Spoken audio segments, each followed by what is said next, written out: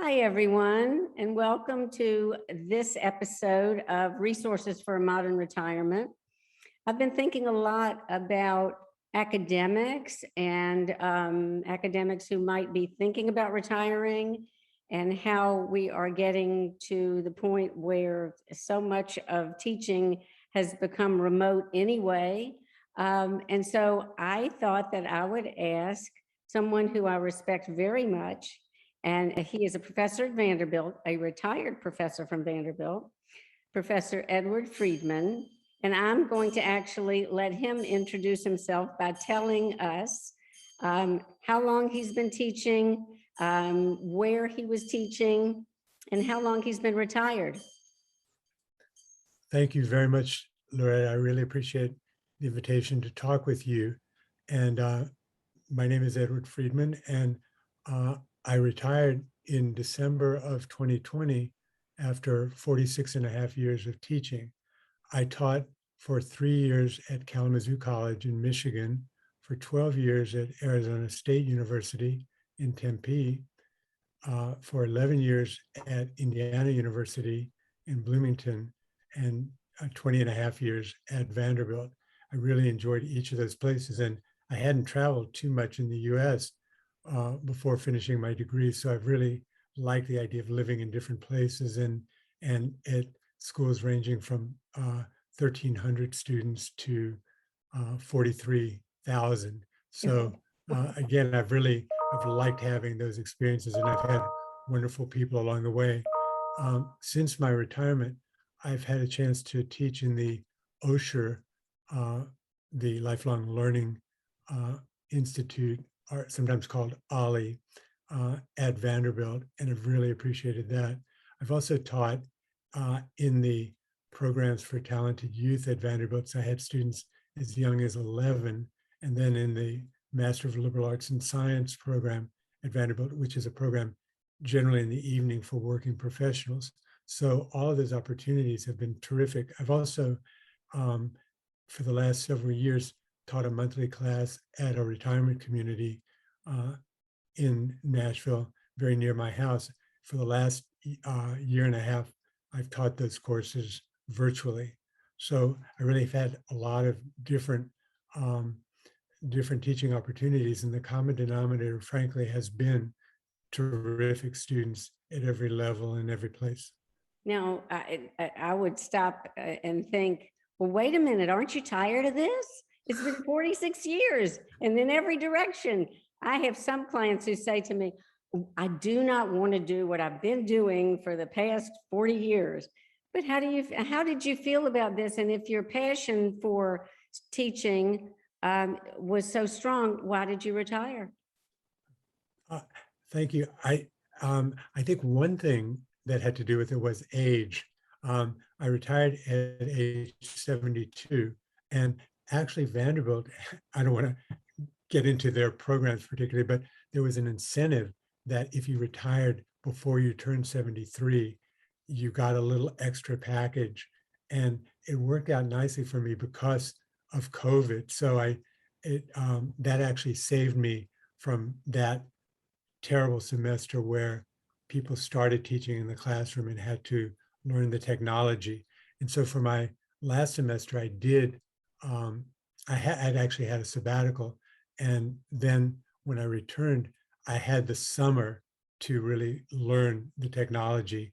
Vanderbilt has programs to help you with that. And I had a terrific graduate student who taught me the technology. So in my last semester, my 2 classes, one graduate, one undergraduate, were online. So I had that virtual opportunity, and also the Osher classes that I've taught have been during COVID. So they've been online as well.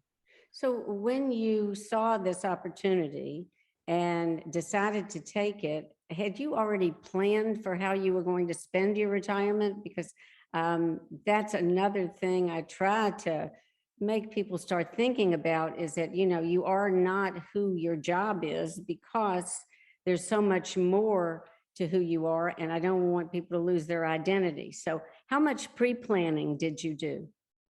Not a whole lot, actually. And, even now people are saying, how do you like retirement? what are you doing during retirement? And I think the current conditions have really affected that tremendously.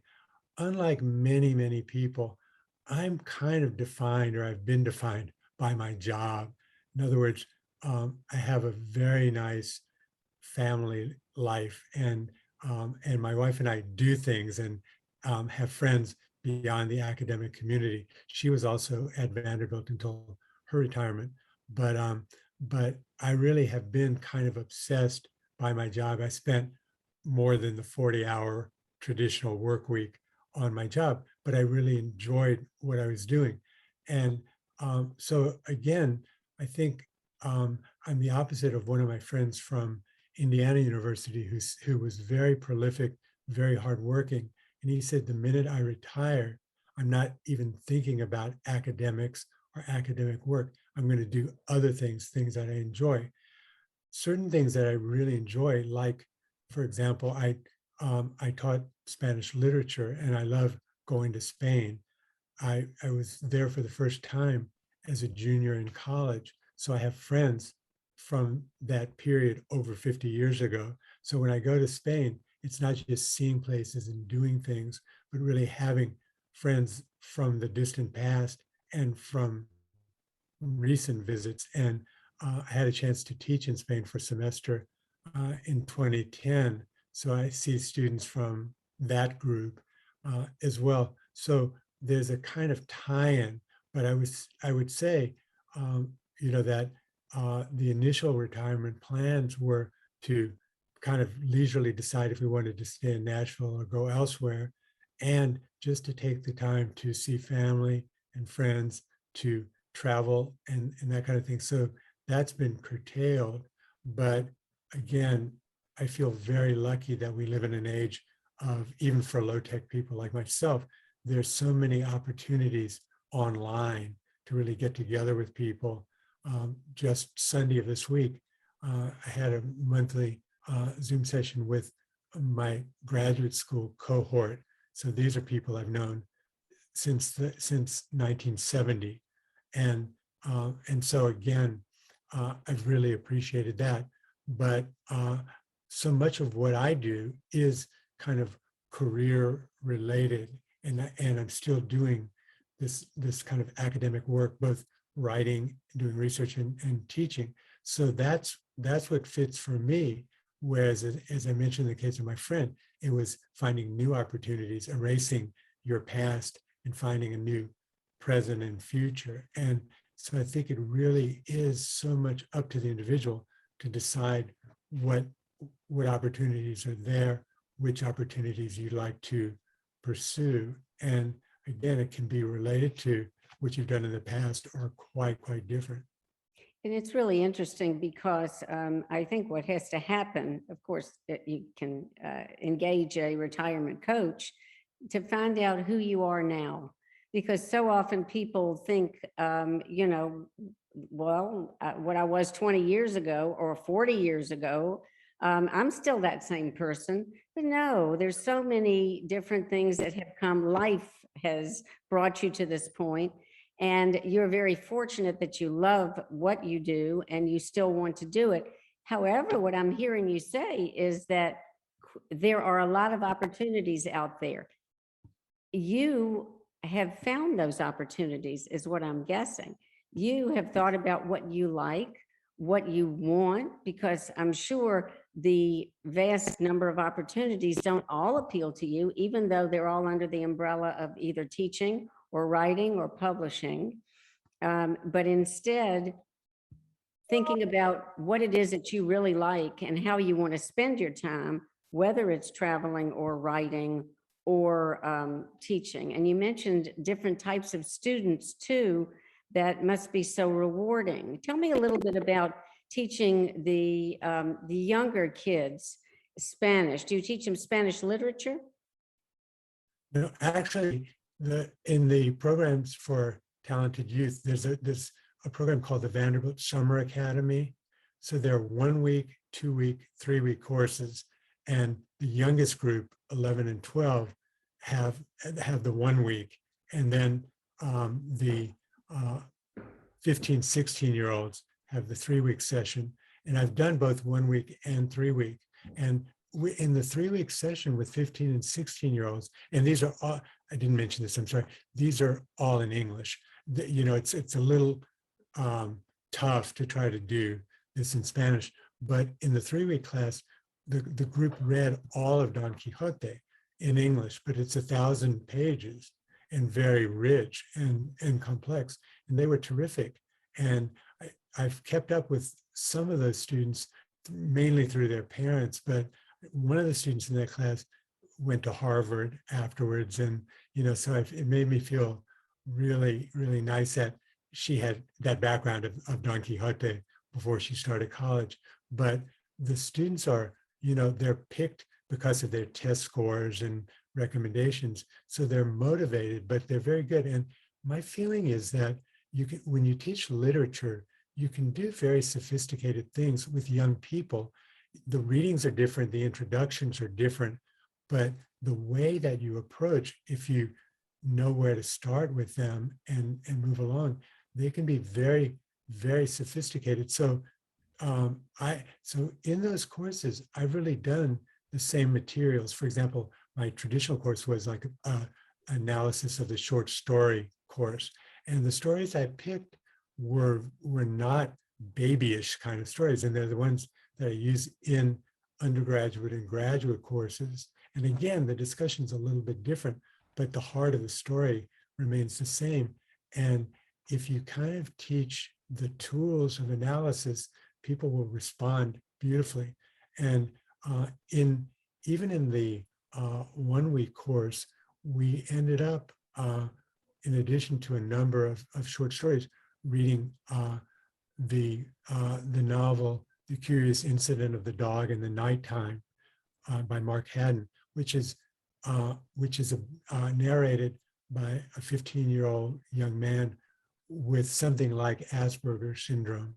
And again, they were really wonderful at understanding where that novel went and looking at point of view and that kind of thing. So you could do wonderful things with them. And again, it taught me how to kind of train myself to start at a different point, given the age of the student. But they always came through 100% of the time. Well, tell me about the Osher classes and what drew you to them. Had you done it when you were still working? And how hard is it to get a course approved? And remembering, of course, what I find fascinating about Osher is, and retired people who retired, is that if they have a skill or a background, they can approach Osher, which I hope you'll tell me a little bit about as to how they do that. Or if they have an interest, and the courses are so broad that Osher offers, that they can look through the catalog and find how they can spend some very well spent time attending the classes. So I guess my question is, tell me about the involvement with Osher. If I'm a newly retired person and I have an idea for a class, never mind whether it's I come from academia, or I've had a hobby of remote control airplanes. What could I do as far as making Osher interested?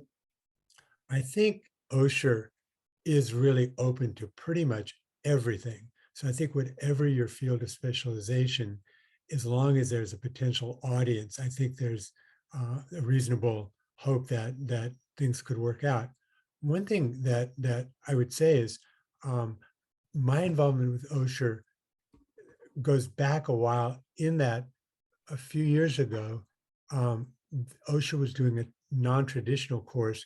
It was 6 sessions with 6 different people talking about 6 entirely different topics. And I don't know if somebody had recommended me to Norma Clifford, the director of the program. I think it might have been somebody from the Master of Liberal Arts and Science program that I had, but I was invited to do that one course. And then later I was invited to do propose a course, a 6-week session. So I didn't actually push my wares on them. They fortunately for me, came to me. then since then, I've said, I would be willing to do a course when you need me. So I did a course this spring, this summer, not in the fall, but I'll be doing one, if all goes well, in the winter. And so again, what I would say is that Norma Clifford, the director, and all the people that I've worked with in Osher are very receptive. And I think the idea is that one can go to the website for Osher at Vanderbilt and see how to contact people, and then maybe introduce oneself through email, perhaps, or give a number for a phone call, and then maybe propose a course. But for me, fortunately, it was a little easier than it might have been, in that we kind of knew each other, and so I've had a chance to propose courses. And I've thought about it. I've also, because I've had some students in Osher classes that I'd had in the Master of Liberal Arts and Science program, I kind of conferred with them about topics and that sort of thing. For example, in the winter, I'm going to be doing a course called a Don Quixote sampler. So it's not reading all of Don Quixote, but kind of giving the background, reading select chapters and seeing. And Osher, again, as you suggested, Loretta, has everything under the sun. It can be music, it can be a kind of physical, sports-minded thing. It can be history, just anything that interests people. I have a colleague from Vanderbilt who explores Antarctica and did a course related to that. And so there are just so many things. And as you suggested, one can just go to the website and see the descriptions, and each person really gets to design the course in terms of content, but also in terms of the presentation itself. I like the idea, because I've always taught literature through dialogue. In other words, getting people to read things, asking them to think about things before class, and then come to class and be willing to discuss it. And I'll have certain things in mind. I'll kind of try to lead people in directions. If we haven't discussed certain things that I'd like to bring up, I can do it at the end. But in general, in teaching at Vanderbilt and teaching in Osher, if I have a list I want covered, the participants really bring most of them, if not all of them, up on their own. So I mentioned that because I asked Norma Clifford if I could do my course with a limit of 25 people, so that people could participate. If you have more, you're not going to be on the screen. If you have more, a lot of people are going to be shy about participating. And you were kind enough to take one of my courses, so you could see that you and others did participate. People felt that they had a voice. They weren't particularly shy about talking in class. And I think, again, it was so much more productive than my saying, this is what you'll see in this text that we're discussing for today. It's letting people bring their own ideas and build upon the dialogue that's been created in the class. Some people have covered tremendous areas more through a lecture format. So I think it really is the idea of deciding what you're going to do, how you're going to do it, the format, and then in the description, having potential students or participants in the program see what you're doing, how you're doing it. Osher actually records you in a minute or two talking about your course. And so there's a little blurb about your course, but then there's also that short kind of description. So you get to see the person who's going to be teaching the course, the style of that person, what the format will be. So I do think that if you're interested in Osher, you're going to find something, or really more than one thing, that will captivate you. And some of my friends who are in the program have said to me, this semester I'm taking 3 Osher courses, and when they named them, they were entirely different. So it wasn't 3 literature classes, 3 history classes, but all over the map. I might mention to our audience that Osher is, as I remember, the name of the person who created the courses, the umbrella, OSHER, and the acronym OLLI, OLLI, is Osher Lifelong Learning Institute. So that's these words that we're throwing around so people will understand. Um, I am interested in what you do when you're not doing courses and directing graduate students and et cetera. You mentioned that you and your wife have friends that you have sort of nurtured over the years. And certainly that's a very important thing, that it is people who you are in touch with who are not part of your academic world. What else do you do? I'll tell you, what I do is not is not that exciting given the current circumstances. But what I do like to do, I love theater, and I'm missing going to the theater, but I do read theater, and I kind of like the idea of, I love seeing plays, but I like the idea of reading a play, sort of making yourself a kind of director. Sort of, if I were directing this, what would I do? Maybe who would be members of the cast and that kind of thing. So I really do like reading um, theater and, of course, novels. And I've always tried to read things very different from what I've been working on. My particular specialization in Spanish literature is 16th and 17th century Spanish literature, including Don Quixote. So I try to read, say, contemporary American writers, British writers, international writers, but kind of staying away from Spain and Latin America since their kind of work involved. So it's sort of a passive thing at this point. At this point, the idea of reading, but it's very important. I also love film, so I try to see films and all, and I really do try to just walk and stuff like that. In other words, it's a very different plan than it would have been. In other words, I think one of the things I was looking forward to was really like much more often than when I was working, getting together with people for lunch and dinner, for just chit chat and that kind of thing. And that hasn't happened in the same way. It's always been by phone or Zoom or some way virtually. So again, what I would say is that I'm really looking forward to things that I haven't really been able to do yet. Also, COVID made us stop thinking about, as I mentioned earlier, do we want to stay in Nashville? Do we want to go closer to where family is, which would be East Coast and the DC area and Virginia. So again, it's a little bit tricky, but what I would say is that everyone needs to figure out a way to fill the day. And my suggestion, and of course, each person is very, very different, but I would say one general comment I would make is try to make sure you don't have too many hours to watch TV and watch the news on TV.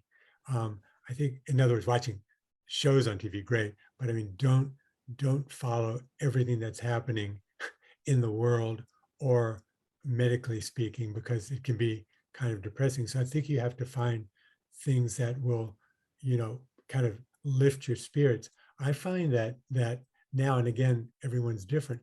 I find that I'm better off not reading things that are very depressing. In other words, I don't want to read Holocaust literature, for example, at this stage of the game. And I don't want to see films or TV shows that I would find a bit depressing. So I'm looking for kind of lighter things. But I think also we're all, whatever the circumstances, buoyed by contact with people, and people our age, people younger.